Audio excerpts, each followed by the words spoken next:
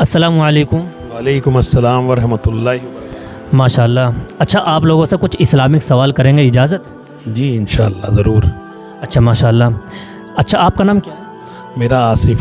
माशाल्लाह। भाई आसिफ, आपसे पहला सवाल है, आज का दिन बहुत यादगार भी है, तो ये यादगार क्यों है, किसके नाम से है, किसकी शहादत हुई थी आज के दिन? आज के दिन इमाम हसन और हुसैन की शहादत हुई थी। हज़रत हुसैन रज़ी अल्लाह अन्हु की शहादत हुई थी, हसन की नहीं, हज़रत इमाम हुसैन रज़ी अल्लाह अन्हु की शहादत 10 मुहर्रम को हुई थी। अच्छा भाई, एक सवाल आपसे है, ये हज़रत इमाम हुसैन रज़ी अल्लाह अन्हु हैं, ये किसके बेटे थे? इनके वालिद साहब का नाम बताइए।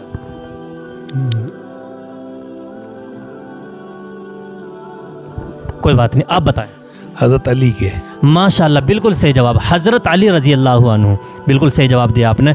अच्छा, हज़रत इमाम हुसैन की माँ का नाम और बताइए। आयशा, अम्मा आयशा। नहीं, आयशा नहीं जी, आप बताएं। बीबी फातिमा।